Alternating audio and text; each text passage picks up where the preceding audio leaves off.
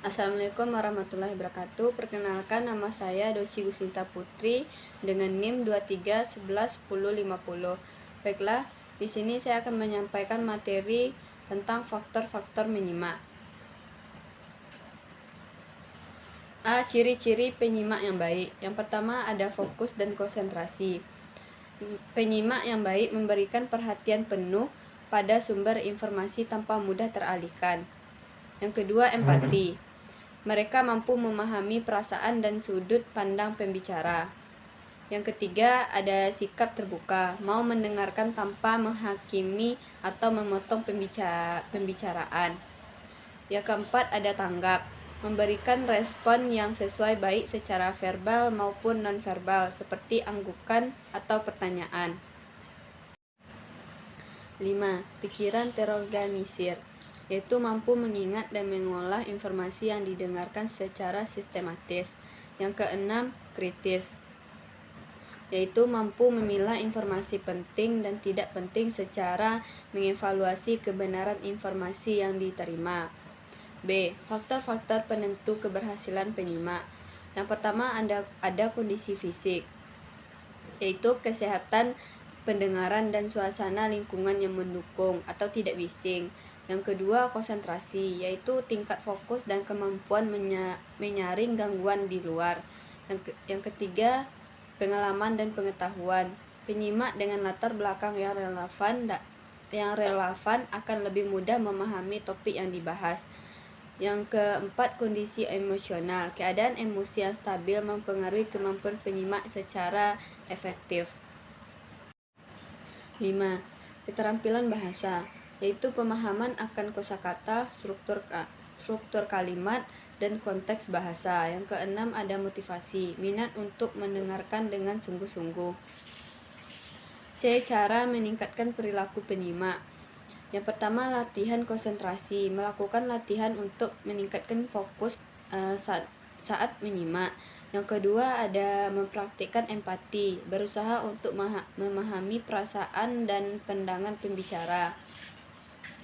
Yang ketiga, hindari gangguan, mengurangi hal-hal yang bisa mengalihkan perhatian seperti ponsel atau lingkungan yang bising. Yang keempat, ajukan pertanyaan, mengajukan pertanyaan terkait topik untuk memperdalam pemahaman. Yang kelima, catat poin penting. Mencatat informasi kunci dapat membantu meningkatkan daya ingat. 6.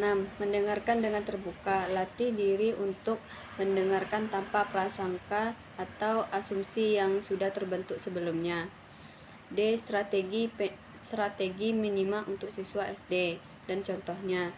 1. Simak, ucap, ulang. Setelah mendengarkan, siswa mengulang kembali informasi yang didengar. Contohnya, guru menceritakan sebuah cerita pendek, lalu siswa diminta untuk menceritakan ulang bagian-bagian yang penting.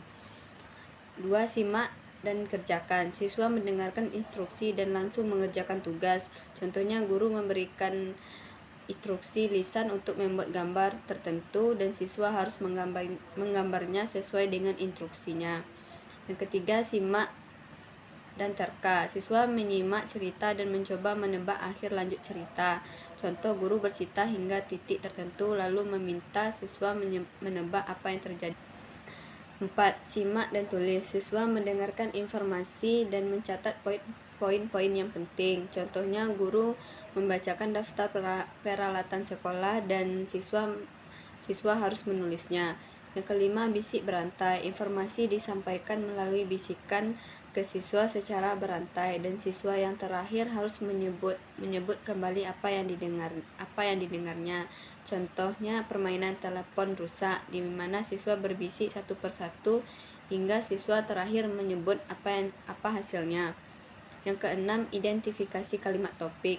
Siswa mendengarkan paragraf dan menentukan kalimat utama. Contohnya, guru membaca sebuah paragraf, lalu siswa diminta untuk mengidentifikasi kalimat utama.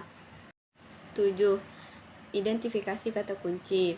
Siswa mendengarkan teks dan menemukan kata kunci penting. Contohnya, guru membaca sebuah cerita dan siswa harus menemukan kata kunci yang terkait tema cerita. Yang kedelapan, menjawab pertanyaan. Siswa menyimak teks dan menjawab pertanyaan tentang teks tersebut. Contohnya, Guru membaca cerita pendek dan siswa diminta menjawab pertanyaan faktual dan inferensial tentang cerita itu. Yang kesembilan, menyelesaikan cerita. Siswa mendengarkan cerita dan diminta untuk melanjutkan cerita tersebut.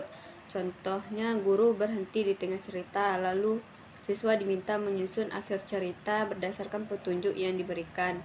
Yang ke-10, merangkum.